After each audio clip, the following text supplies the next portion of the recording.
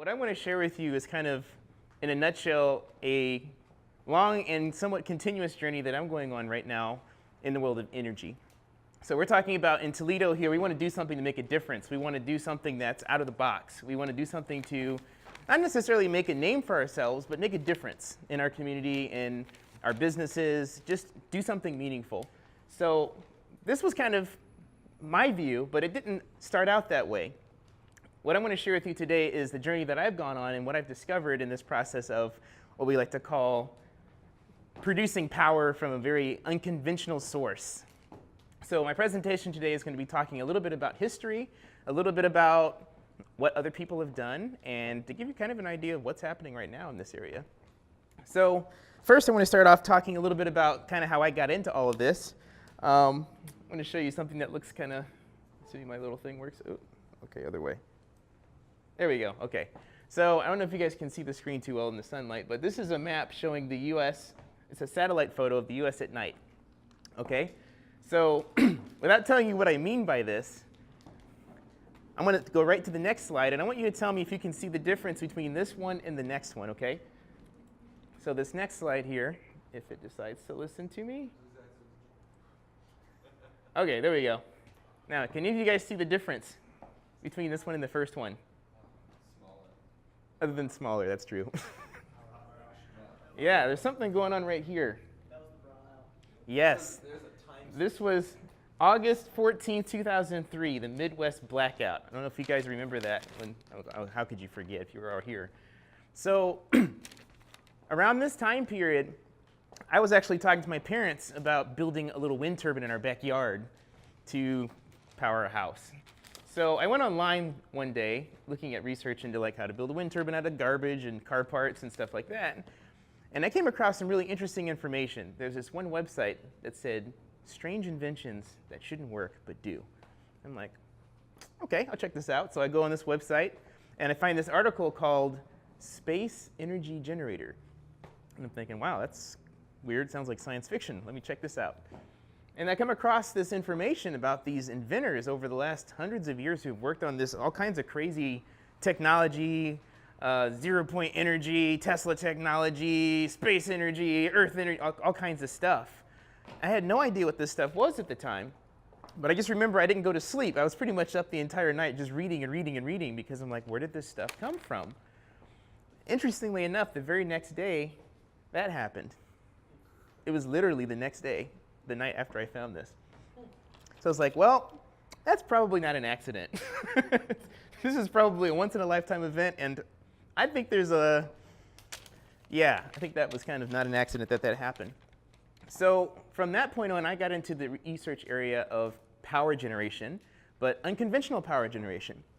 So what I want to show you is the fundamental principle that I discovered over time and what we're doing with it. So next, I'm going to talk a little bit about some history. So it starts back in the good old 1800s with this guy named James Clerk Maxwell. And some of you may have heard of him if you went through school and took physics and stuff like that. But basically, he invented back in the 1860s, he invented these crazy equations that can predict all of the math for electromagnetic interactions and radio waves and all this stuff. However, when you read about him in the book, all you hear is that he made these equations. Nobody talks to you about what really happened behind the scenes. So he's a mathematician working in university at the time, and he comes up with these cool equations and says, hey, I think I can predict these like waves, and I think if I do it right, you can like send stuff and you can receive stuff, and you can do stuff with it, but I don't really know if it works. Can somebody try it out and test the theory out? So this guy here, Heinrich Hertz, says, yeah, I'll do that. I'm a physics guy. I like building stuff. You know, I'll try to see if I can prove your theory. So he goes back to his lab, and he builds this device here, which is called the Hertz resonator. And without getting into all the details of how it works, basically he thought that he proved that electromagnetic waves actually exist. And for those who don't know exactly what I'm talking about, I mean radio waves, like your cell phone, everything that's wireless. These are the guys that started that. However, Maxwell also predicted that there were some other type of waves besides regular radio waves that we're using for radios and wireless systems. He predicted another type of radiation called, here's the word, longitudinal waves. But he said, I don't think this really exists, so why don't you look over here in this other thing first? So Hertz does that, and he thinks he proves it. But then what happens a little bit after that is this guy shows up on the scene, Nikola Tesla. And most of you probably heard of him from Tesla Roadster, or the company that's making the cars. But this is the man behind the name. He was a Serbian inventor, and he is most credited with his work in AC power systems, which, there we go, AC power systems in our normal electric grid. So all of the AC stuff that we have, what comes out of the wall basically, all the power generation plants, all the transmission lines, this guy basically invented all of that stuff back in the early 1900s. So this is what he's most well known for, if you've even heard about him. However, he also did some other stuff that you probably didn't hear about. Because what good old Tesla did is he went to Hertz and said, you know what, Hertz, I think you're wrong. I don't think you actually proved that these electromagnetic waves exist, and I'm going to show you. So he duplicates his experiment, takes it over to his lab, sets it on his desk, and shows him that he was wrong. So Hertz basically, he's literally like pouting. He wants to give up everything, and he's like, you know what, I'm just going to take all my papers back. I'm going to give up, throw in the towel. It can't be done. And unfortunately, not too long after that happened, he actually died. Not because he was sorrowful, but he didn't last too much longer after that. However, that sounds morbid, but it's really what happened. Tesla, on the other hand, continued the research. However, Tesla couldn't find these waves either. So he says, you know what? Let me do some looking around and see if there's any similar effects that are causing this stuff to happen. So what Tesla discovered was that there was this effect known as a disruptive discharge. This is what Hertz was experimenting with. So he would take a lot of high voltage, and he would discharge this high voltage through large conductors and try to create this big shock wave that we called a radio wave. But instead, when Tesla duplicated these experiments, he worked with ever-increasing higher and higher and higher electrical potentials. And what he just started to see was that there's this really weird effect where he could literally explode wires instantly with this high voltage effect that was happening. And what he also found was that if the voltages were high enough, and we're talking hundreds of thousands of volts, like the kind of stuff you see Tesla coils putting out, what he found was that you could actually create a shock wave that you could physically feel when these discharges happened. So he became very mystified by this and was like, what is going on here? I need to research this a little bit more. So he looked around in the industry at the time, and this is right around 1900, the turn of the century. Back at this time, Thomas Edison, who we all know of as creating the light bulb, had created his DC power transmission system. And what I mean by DC is like the stuff that comes out of batteries instead of AC, which is what comes out of your wall. So the entire power and transmission system at that time was based on DC power. And there's a whole lot of history behind that I won't go into right now. But basically, Tesla found that in these big power plants where they had these generators, they were having a big problem. Because you see, in order to transmit DC electricity very far, you had to use a lot of voltage. And when you didn't use enough voltage, you would lose most of it before you could get to your destination. So they had to have these generator plants literally every block down the street to boost the voltage up enough to get it to where it was going. So inevitably, there were issues, and I mean big issues.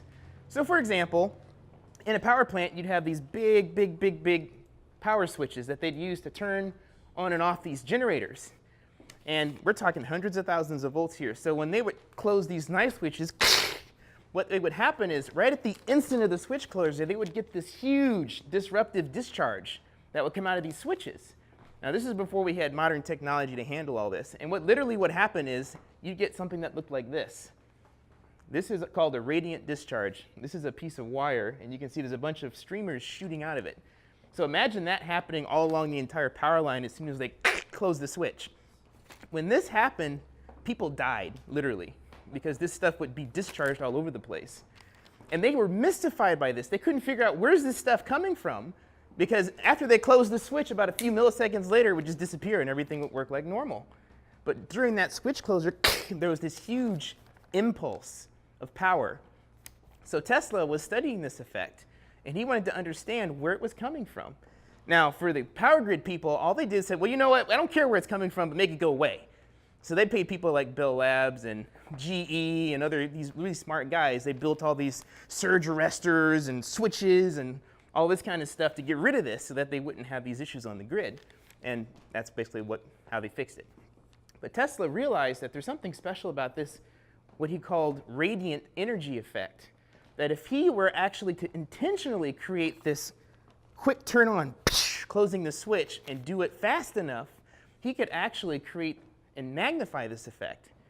So you may ask, like, why in the heck would you want to do that? If it's killing people, if it's doing bad things, why do you want to do that? Well, what he discovered is that you could actually capture this power and use it. And this is what Tesla's work was all about. Now, Tesla, he had a grand plan. Some of you may have heard about it, or maybe not. But Tesla's version of this system was this. What we might know of is the Tesla coil. You know, you may see it on TV shooting out lightning bolts all over the place. Well, let me tell you, it was never meant to actually do that.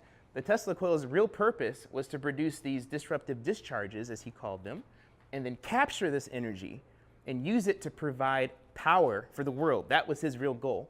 And he understood that this energy, if it could be properly harnessed, could replace all of the world's natural resources that we're currently using right now. The question was, how do you do that? So this was the subject of his research for many, many years. Now, what it ultimately culminated in around World War I was what he called Wardenclyffe Tower. And this is the largest, as I like to call, free energy device that was ever physically erected in history, as far as I know. This was located off of Long Island, New York, and actually the original building is still there to this day. This was financed by his financier, J.P. Morgan, who was interested in winning the war on radio.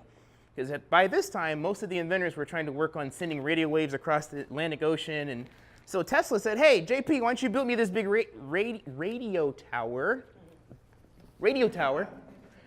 and I will send all the radio waves you want across the Atlantic. But what he really didn't tell him was, actually, I'm building this thing to send free power across the entire globe. Because by this time, he had perfected the technique and figured out that he could have a single generator powering this tower here. And if he had this thing tuned to the Earth's natural frequencies, you could literally take a rod and stick it in the ground anywhere on the Earth, and you could pick up power straight from the ground. And this was Tesla's idea. Now, he had actually duplicated this on a small scale, but this was his large-scale project. Now, unfortunately, J.P. Morgan eventually got wind of what he was doing, and he's like, dude, I can't put a meter on that. I'm cutting your funding. So they cut his funding, and it just so happened that around this time, World War II was starting, and the military thought that the Russians might be using the tower for espionage, so they took the whole tower down and parted it off to build missiles. So there's no tower left anymore now. But this is what happened with Tesla. But it didn't actually start with Tesla. Okay? So there's another guy who came even earlier than Tesla who also discovered the same effect. And his name was Daniel McFarland Cook. He actually started his research back in 1871. And here's the other interesting thing. This guy was actually from Ohio. So he was a farmer guy, but he also liked to experiment with electricity at that time. Now, this was before Maxwell had even figured out his electromagnetic equations, and people barely knew what a generator was at that point. But he figured out that if I take these two coils in this certain configuration and I create this discharge on these coils, I can collect the energy, and I can keep doing that over and over and over and over again and build up power inside the system. Now, he didn't understand how it worked, because most of these guys back at this time didn't understand how electricity worked. But they knew from persistence and sweat that they could make this stuff work. And this guy actually had a patent. Now, let me tell you how significant this is, because back in 1871, if you wanted to get a patent, you had to have working hardware to show the patent office. That's very different than how it works today, where you can just theorize about something and get a patent for it. He actually had working tech that he showed people, and he built this stuff for about another 30 years afterwards. And then he kind of disappeared into history, and you never heard about him anymore. But it didn't stop with him, because if we fast forward to the 1920s, 1925 to be exact, we have another inventor. His name is T. Henry Moray. Now, this guy also has a pretty interesting history, because not only did he experiment with energy, but he's also credited with being the first person to actually invent the transistor back in the 1930s, before Bell Labs, who is officially credited with the invention, supposedly did it. And actually, Bell Labs, apparently the story goes that a person who was working with him actually took the plans to Bell Labs, who then subsequently developed it and never gave him credit for it. But he's actually the real inventor of this thing. So he also discovered this, what he called radiant energy effect, and he built this box right here. And it works similar to a radio, but it's kind of different than a radio. But he had a long antenna that he would hang out for a few hundred feet out the window of his house, and he would tune up a bunch of circuits inside this box, and he used what he called his radion tube to create whatever process was causing the power to come in. And this is an example of him lighting up some bulbs. And he was all over the newspapers and the media in the 1920s and 30s. He was a practical celebrity. And then poof, you never heard about him again either. Lost to history, but the periodicals and information are still out there. So now let's fast forward again another 70 years, 80 years to 1997.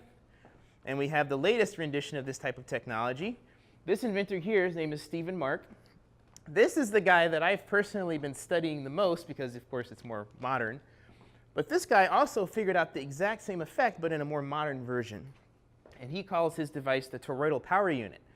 And this particular device does exactly the same thing as all the other ones. It creates high voltage impulses inside of his coils, and then his coils collect this radiant event that shows up.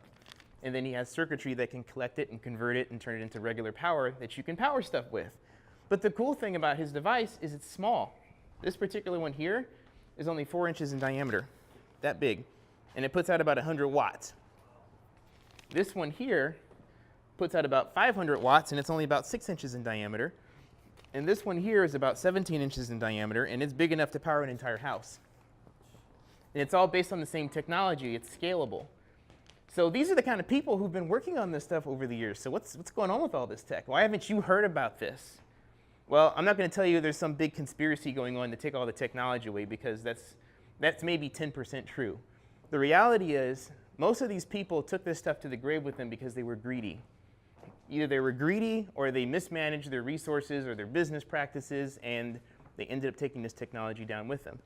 Now, all of them sort of left hints about how it worked behind, which is fortunate for us, because I spent the last 10 years researching all this and have slowly started to understand how it all works. But it all comes back to those guys back in the 1800s, Nikola Tesla, Maxwell, Hertz, all these guys all contributed to the basic understanding of the tech. So now that brings us to modern day times. What are we doing about it now? So my company, Resonance Group, by day we are disguised as an engineering company that's doing research and development work and product development, blah, blah, blah. But when it comes time for skunkworks time, this is the kind of tech we like to work on. So these are some pictures of some of the many different experiments and devices that we've developed over the years. And these are all experiments. We're not saying we have something that's ready to power your house right now, but we've actually been able to duplicate and prove many of the fundamental effects that make this technology work. So what I'm here to talk to you about today is to make you aware that this stuff is here, and it's been here for years. It's not even a new idea, and there's more than one person who's come across the same thing. So what I want to encourage everyone here is, hey, if you're interested in this tech, why don't we build something with it? Why don't we do something with it? Because it's real, it's here, and it's well documented. We just need open minds and people who are willing to, well, put some time into it to actually turn this into something practical. And this is what we're doing right now. This here, by the way, happens to be a replication of the Stephen Mark device. And there's a bunch of other stuff here I can share with anybody if you're interested after the talk. So that's what we're doing. So what I want to tell you is it's possible to live off-grid. We've had the technology for over 100 years. We can do it. All we need is people who are motivated, interested, and want to actually do stuff. So that's what I got. And thank you.